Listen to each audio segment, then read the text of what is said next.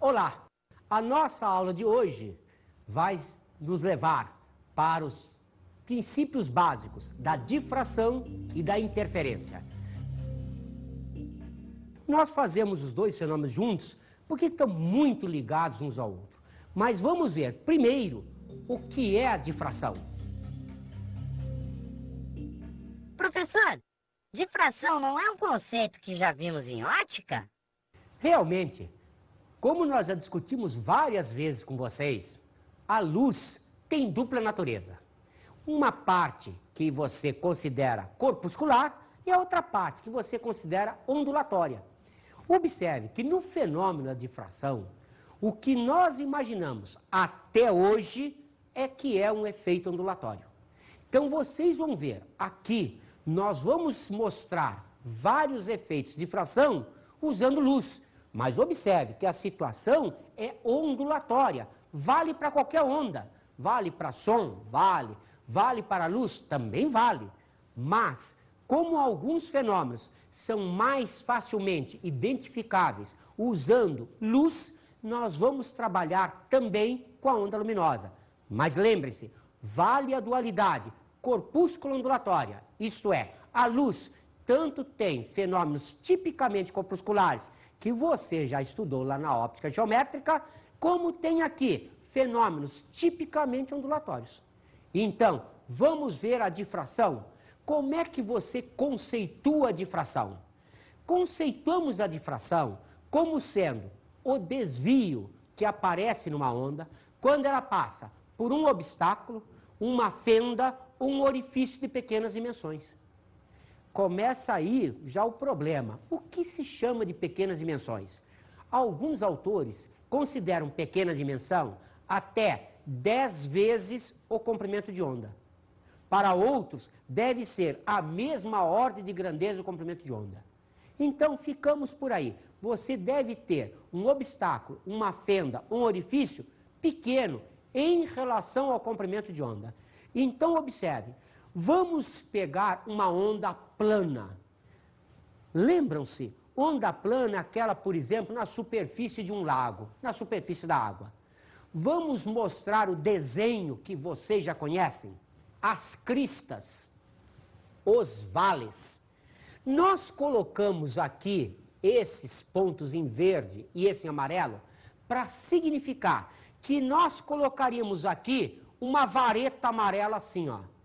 Aqui, uma vareta amarela assim. Aqui teria uma vareta verde. Então, as varetas verdes representam as cristas. As varetas amarelas representam os vales. Perceberam? Distância entre duas varetas verdes é distância entre duas cristas, é o comprimento de onda. Distância entre uma vareta verde e uma vareta amarela representa meio comprimento de onda.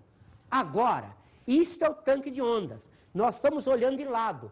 Eu vou agora olhar isso aí de cima. Como a vareta está perpendicular aqui, olhando de cima, então olha lá o que eu vejo. As varetas verdes, as varetas amarelas. Significando que a onda está saindo aqui, entrando lá para o fundo do quadro, saindo aqui, entrando para o fundo do quadro e assim por diante. Isto é, a onda está nesse plano perpendicular ao quadro. Mas fica mais fácil a visualização quando eu faço assim. Então, observem, daqui até aqui eu tenho um comprimento de onda. Daqui até aqui eu tenho um comprimento de onda. Daqui até aqui também tem comprimento de onda. Agora, daqui até aqui eu tenho meio comprimento de onda.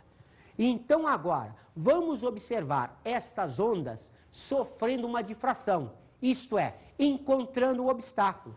Olha lá que coisiquinha engraçada. Perceberam? Esta onda, ela tinha esta direção de propagação. Lembrou-se? Direção de propagação é sempre perpendicular à frente de onda. Está lá, a frente de onda seria isto, então, direção de propagação está aqui, perpendicular. Quando ela chegou nesse obstáculo pequeno em relação ao comprimento de onda, o que aconteceu? Ela abriu. Além de ter esta direção de propagação que ela já tinha, aparecem novas direções de propagação. Então está aí o que é a difração.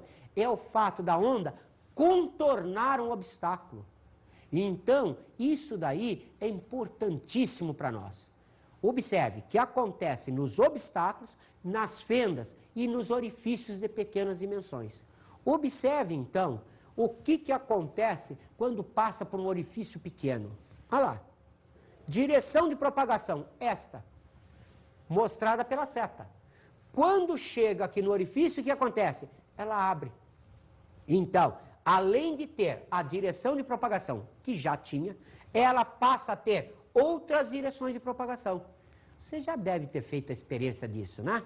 Se não fez, se quiser fazer, é fácil. Vá para um quarto escuro, uma lanterna. Coloque uma folha de papel fechando completamente a lanterna, de tal maneira que se a lâmpada estiver aqui, você feche formando como se fosse um cilindro do papel. Depois, aponte para uma parede. Você vai ver a mancha luminosa dada pela lanterna na parede. Mas se você ficar do lado, você consegue até ler um livro. Por quê? Porque quando a luz sair desse cone, ela vai sofrer difração. Então, além daquela direção de propagação que ela tinha, ela tem outras direções de propagação. Você pode fazer experiência também com som. É fácil. Fique na frente de uma porta aberta, falando com um colega. O colega ouve? Sim. Aí, coloque-se fora da frente da porta e o colega na mesma posição. Ele continua te ouvindo? Sim. Por quê? Porque a onda sonora que você está emitindo, ela vai contornar a parede. Como contorna a parede, ela chega até o ouvido do seu colega. Então, como você está vendo, o fenômeno de difração é justamente isso. É o fenômeno que você tem de mudança na direção de propagação de uma onda quando passa ou por um obstáculo, um orifício ou uma fenda de pequenas dimensões. Observe que esse fenômeno, quase sempre, ele vem acompanhado da interferência. Esse daqui, precisamos tomar cuidado com ele. Não é difícil, mas muita atenção para a gente não perder nada. Então, observe. Vamos considerar aqui uma situação semelhante à que mostramos anteriormente.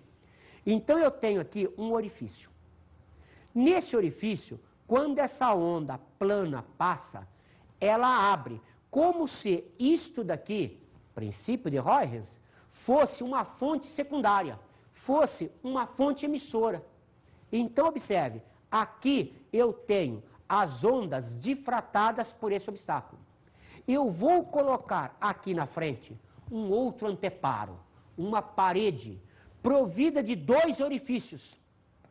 Perceberam?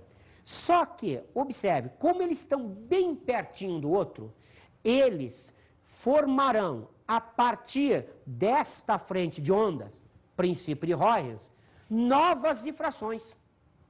Então, observem agora que isto aqui vai funcionar como se fosse 2 fontes separadas. Mas, pensando em termos de luz, são 2 fontes oriundas da mesma frente de onda. O que quer dizer isso? Quer dizer que elas estarão obrigatoriamente na mesma fase. Além disso, elas terão a mesma frequência. Elas serão coerentes.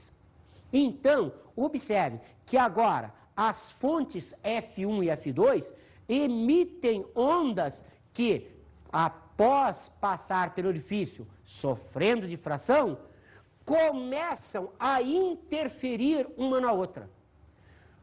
Perceberam? Quando se estuda óptica geométrica, a gente estuda um princípio chamado princípio da independência dos raios. Um raio passa por dentro do outro como se nada tivesse acontecido.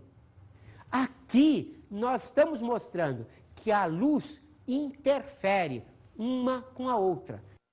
Agora, por que lá nós dissemos que os raios eram independentes? Aqui estamos dizendo que um interfere no outro. Porque lá a gente pensava em corpúsculo. Lá, na óptica geométrica, vale a teoria corpuscular. Aqui não. vale a teoria ondulatória. Foi justamente essa experiência que foi quem fez com que os cientistas da época mudassem de ideia a respeito da luz. Por quê? Porque quando Newton lançou a teoria corpuscular, ele teve uma repercussão ótima. Os físicos da época acharam perfeita. Mas quando nós conseguimos esse efeito de difração, de interferência, que é típico de onda com a luz, vocês veem que realmente aqui começou a se pensar, na luz tinha que ser obrigatoriamente uma onda. Hoje em dia nós sabemos que as duas teorias se completam. Isto é, o que nós temos hoje para a luz é uma dupla natureza. Então observe, aqui a interferência luminosa. Vamos tomar cuidado com isso? Observe, eu repeti aqui nesse desenho só aquela parte fronteira. Então eu tenho aqui aquele anteparo com os dois orifícios e agora eu coloquei ali na frente uma outra tela, um anteparo branco. Observe o que apareceu lá. Uma série de linhas brancas e outras negras. Isto é, o que eu tive ali foi interferência. As linhas claras representam a interferência onde há soma de efeitos luminosos. As linhas escuras representam a interferência onde há destruição de ondas luminosas. Começaram a perceber? Eu tenho então ali uma superposição de ondas. E vamos mostrar agora que essa superposição é tal que, uma hora, é uma superposição que dá aumento da onda, outra que dá diminuição do que da onda mesmo? Da amplitude, da energia da onda. Então, vamos lá com muita calma agora, bem devagarzinho. Observe, se eu considerar as duas fontes coerentes, F1 e F2 aqui, o ponto do meio é um ponto branco, é um ponto com bastante luz. Observe que nós colocamos aqui em vermelho, em azulzinho, os caminhos percorridos pelas ondas vindo dessas fontes F1 e F2 até o anteparo. Observe que agora isso aqui é um caminho, é uma coisa geométrica, é uma distância. Observe então que aqui o que eu tenho é uma situação, outra vez, semelhante a esta. Então, eu tenho várias situações. Observe, aparecem regiões claras, regiões escuras, regiões claras, regiões escuras. Por exemplo, observe, outra vez uma região escura. Então, por que isso está acontecendo? Estão percebendo que este caminho, o vermelho, nem sempre é igual ao caminho azul? Observem que, lá pelas tantas, uma onda anda mais do que a outra. Então, vamos analisar isso sob um aspecto mais matemático. Então, observem. Primeiro, o máximo central. Observe esta região bem cheia de luz e tal que ela está praticamente no meio dessas duas fontes. O que quer dizer isso? Que este caminho percorrido pela fonte F1, isto é, pela onda gerada pela fonte F1, está em vermelho. O caminho percorrido pela de baixo está em azul. Esses caminhos são iguais. Se os caminhos são iguais, significa o quê? Observe, olha lá, a F1 e a F2 chegando juntas. Observe, se elas chegam juntas, o que acontece aqui? Uma superposição. Que tipo de superposição? Aquela superposição onde há o aumento da amplitude, porque ambas são positivas. Então a soma das duas amplitudes vai dar o quê? Vai me dar uma onda assim, ó. Perceberam a soma das duas? Então, no máximo central, a distância que existe entre os caminhos vale 0 lambda sobre 2, vale 0. Os dois caminhos são iguais. O vermelho e o azul são geometricamente iguais. Então, observem lá o máximo central. Vamos observar agora esta região escura. Vamos chamá-la, então, o primeiro mínimo. Observe, se aqui, nesta região central, os caminhos eram iguais, agora, o caminho de baixo é um pouquinho maior que o caminho de cima. Então, a onda que vem daqui, ela anda um pouco mais do que a onda de cima. O que quer dizer isso? Quer dizer que esta onda chega, a outra chega depois. Perceberam o que vai acontecer? Olha lá. Vai haver aqui, o quê? Uma superposição. Agora, esta amplitude é positiva, essa é negativa. O que acontece? Uma destrói a outra. Então, se uma destrói a outra, qual é o formato da corda? Ah lá, o formato da corda, da onda, do que você quiser, vai ser o quê? Aqui, uma parte do pulso, e aqui, desapareceu. Então, se eu pensar em termos de luz, aqui é a região escura. Então, é a região com pouca luz. Então, se essa é a posição chamada de primeiro mínimo, qual é a diferença entre o caminho percorrido pela vermelha e pela azul? Perceberam que isso daqui é meio comprimento de onda? Então, olha lá, a diferença entre os dois caminhos é uma vez meio comprimento de onda. Vamos pegar uma outra situação. Já pegamos o máximo central, já pegamos o primeiro mínimo. Vamos pegar esta região. Essa região é uma região clara, é uma região que tem luz. Então, é uma região de máximo. Como aqui era o máximo central, esse era o primeiro mínimo, esse então, nós o chamamos de primeiro máximo. Perceberam que tudo que eu estou fazendo para cima, vale para baixo. Só que não vale a pena a gente ficar repetindo, mas é exatamente igual. Então aqui, primeiro máximo. Outra vez, notaram que a vermelha anda menos ainda do que esse caminho azul? Então, o que acontece? Vamos observar lá. Ó, como a vermelha andou menos, ela chega quando a azul já está lá. O que quer dizer isso? Perceberam o que vai acontecer daqui para frente? Somam-se as amplitudes. Lembra-se? É superposição. Então, se somam-se as amplitudes, observe. Ó, aqui nada. Daqui para frente soma. Então, é uma região clara, é uma região de luz. Então, pergunta, qual é a diferença entre o caminho vermelho e o caminho azul? Olha a diferença entre os dois caminhos aqui. Se isso é meio lambda, isso é meio lambda, a diferença entre os dois caminhos é 2 meios lambdas, 2 vezes lambda sobre 2. Observaram que isso é o primeiro máximo. Notaram que começou a somar aqui. No máximo central começou aqui. Lembram-se? O que quer dizer isso? Quer dizer que é uma região clara, mas não é tão clara quanto o máximo central. Então, cuidado, não tem tanta soma de luzes como o caso do máximo central, mas ainda é clara. Vamos pensar nesta outra região aqui. Esta era o máximo central, primeiro mínimo, primeiro máximo. Aqui, o segundo mínimo, região escura, região com pouca luz. Outra vez, olha lá, o caminho percorrido pela onda que vem da F1 em vermelho, caminho percorrido pela onda que vem da F2 em azul. O que se nota? É região escura. O que significa isso? Eu tenho que ter uma soma de amplitudes tal que uma seja positiva e outra negativa. Vamos conferir? Observe, se realmente a vermelha anda menos que a azul, olha lá o que acontece com ela. Ó. Perceberam? Olha lá, daqui para frente elas vão se anular. Notaram? Então, vai haver região de pouca luz, mas pergunto, vai ser igual ao primeiro mínimo? Não. No primeiro mínimo, começou a se anular daqui. Então, aqui já anulou. O que quer dizer isso?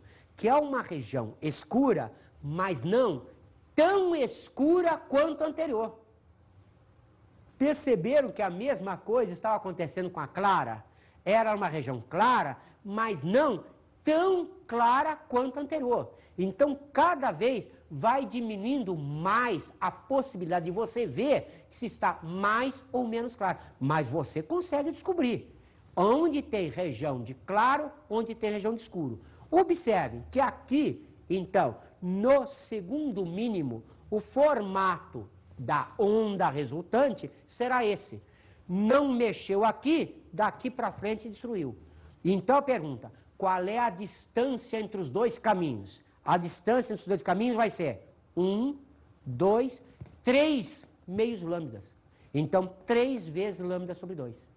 E se a gente fizesse ainda o segundo máximo, outra vez, máximo central, primeiro máximo, segundo máximo, primeiro mínimo, segundo mínimo. No segundo máximo, o que acontece? Outra vez, observe, este caminho geometricamente é maior que aquele. Então, o que vai acontecer aí? Perceberam? Olha lá, vai haver uma chegada da vermelha depois da azul. Quer dizer que o caminho vermelho é maior, em termos geométricos, do que o outro. Então, observe, o que eu tenho aqui? Aqui, nada, nada. Daqui para frente, vai haver soma de amplitudes. Vai haver, obrigatoriamente, o quê? Uma interferência. Então, qual será o formato da corda? Nada, nada, daqui para frente aumenta a amplitude. Perceberam quanto vale a distância entre os dois caminhos? A distância entre os dois caminhos vale 1, 2, 3, 4 lambda sobre 2. Perceberam? Juntando tudo isso que nós vimos, o que a gente pode então dizer? Vamos lá. Quando é que ocorre situação de máximo? Nós chamamos uma interferência construtiva. Na situação de máximo, você viu, apareceu quando a diferença entre os caminhos era 0 lambda sobre 2, 2 lambda sobre 2, 4 lambda sobre 2, extrapolando, 6, 8, 10. Isto é, nos números pares de semicomprimento de onda. 2n é um número par, admitido. N igual 0, 1, 2, um inteiro qualquer. Então, observe, a diferença entre os dois caminhos para se ter uma interferência construtiva nesta situação apresentada é que essa diferença seja um número par de semicomprimentos de onda. Observem agora o que acontece naquela outra situação. Uma situação do mínimo. Acontece o quê? A interferência destrutiva. Realmente, a luz destrói uma a outra. Então, quando é que acontece isso? Nós mostramos no desenho. Quando a diferença entre os dois caminhos é 1 vez lambda sobre 2, 3 vezes lambda sobre 2, 5, 7, 9 e assim sucessivamente. Isto é, quando a diferença entre os dois caminhos é um número ímpar de semicomprimentos de onda. Observe que isto daqui é um número ímpar, admitido o n, 0, 1, 2, um inteiro qualquer. Então, perceberam? Quando n igual a 0, o d é 1 lambda sobre 2. Quando n igual a 1, o d é 3 lambda sobre 2. E assim sucessivamente. Perceberam com muito cuidado que isso que eu demonstrei vale porque aquelas fontes F1 e F2 estavam todas na mesma frente de onda. E se eu fizesse uma situação deslocando um pouquinho aqueles orifícios, tal que uma fonte pegasse na linha cheia, naquela frente da crista, e outra pegasse na linha pontilhada. Perceberam que aí vai inverter tudo? Isto é, no centro, em vez de você ter um máximo central, você teria um mínimo central. Depois, em volta desse mínimo, você teria em cima e embaixo o quê? O primeiro máximo. Só que aí, você ia inverter essas fórmulas. O que seria mínimo seria em número par de semicomprimentos de onda. O que seria um sistema de máximo ou mínimo vai variar, então, não só em função disso, como se as fontes saíram em fase ou não.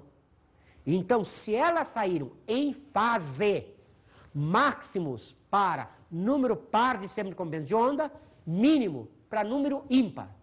Se elas saírem em oposição de fase, troca. Os máximos em número ímpar de semicomprimento de onda, os mínimos dentro da situação de número par de semicomprimento de onda. Vamos então observar o dispositivo de Young. Antes, vamos ouvir um comentáriozinho. O dispositivo de Young consiste em fazer penetrar numa câmara escura, através de uma fenda R muito estreita, um feixe de luz monocromática.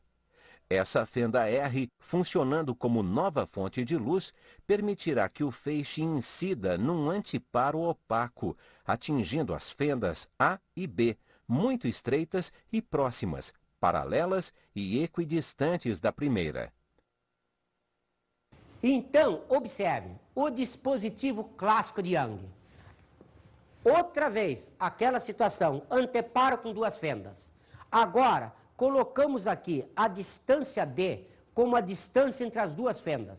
Observe, isto é bem pequenininho. Nós mostramos, não pode ser muito grande. Então, este D é pequenininho. Observe, Y vai ser a distância de um ponto qualquer. Eu vou escolher vou escolher o primeiro máximo. Perceberam? Aqui estaria o máximo central, eu estou escolhendo o primeiro máximo. D grande é a distância das fontes que interferem até o anteparo opaco. Aqui eu marquei o ponto A. Perceberam? Eu vou pegar um compasso, vou colocar a ponta seca dele aqui e vou pegar com o compasso essa medida. Agora eu vou traçar um arco aqui. Perceberam? Se isto é bem pequenininho, este arco se reduz a um segmentozinho de reta. Perceberam que é uma aproximação? Então, cuidado, isto daqui é um segmentozinho de reta porque essa distância é bem pequenininha. Então, observe que daqui até aqui mede a mesma coisa que daqui até aqui. Perceberam? Por quê? Porque eu tracei com um compasso.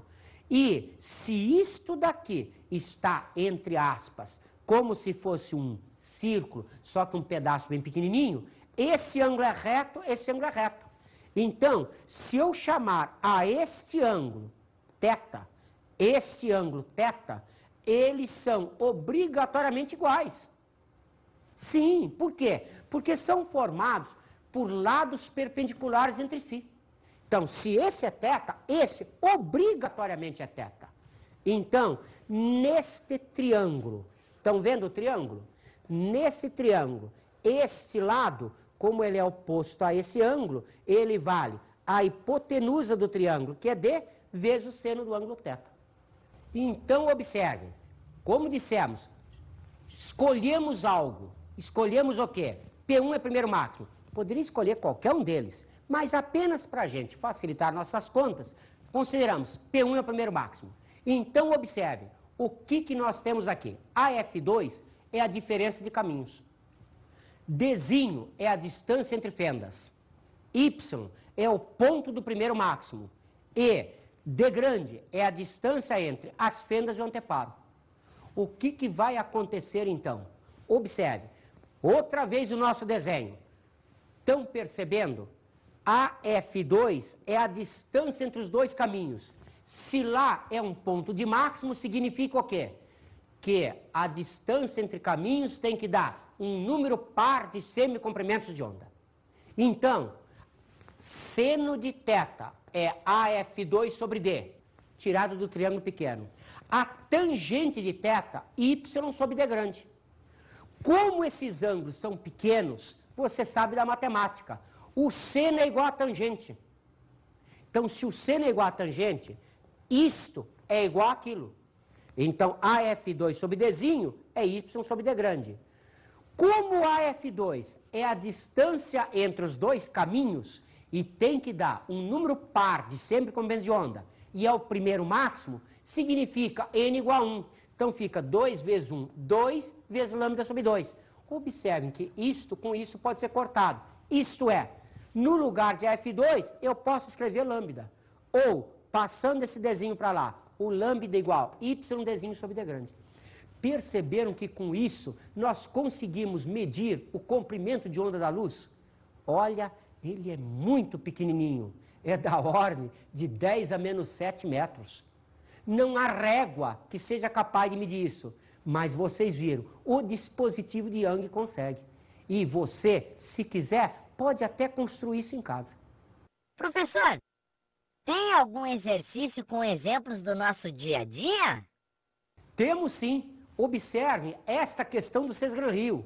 Por que não se observa o fenômeno de difração quando a luz passa por uma janela da sala de sua casa? Ora, você sabe, a difração é fenômeno de orifício, fenda pequena. A janela é muito maior que o comprimento de onda da luz. Vamos experimentar outro exercício? Observe, duas fontes coerentes, F1 e F2, emitem ondas que interferem. Observa-se um máximo da figura nessa interferência em uma determinada direção. Como mostra a figura? Vamos mostrar a figura? Então ele diz que em algum lugar, não sei aonde, tem lá o máximo. Ele quer saber então qual é a distância que existe entre a F1 e a F2, isto é, quando eu penso no caminho percorrido pelas duas, qual das duas anda mais? Isto é, a F1, que representa a distância, que uma anda mais que a outra, vale quanto em função de lambda. Ora, se eu chamo N um número inteiro qualquer, o que eu posso afirmar de F1? Se é um máximo e as fontes são coerentes, elas estão em fase, significa o quê? Que tem que dar um número par de semicomprimentos de onda na diferença entre os caminhos. Então, observe, opção A, isso não é um número par, já que N é um inteiro. Observe, a B de bola, também não. Observem a letra C. Se isto daqui é um número par de semicomprimentos de onda, isto é, 2N lambda sobre 2, o 2 desapareceu. Então, para qualquer N inteiro, isso é verdade. Observe que as outras opções também não são números pares de semicomprimentos de onda. Então, letra E, a mesma coisa. Vamos então às nossas dicas de estudo?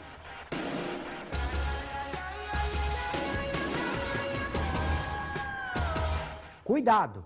Difração é fenômeno que acontece em fenda, orifício ou obstáculo de pequenas dimensões em relação ao comprimento de onda da onda. Então, até 10 lambdas, segundo alguns autores, ou na mesma ordem de grandeza, ocorre difração, senão não ocorre.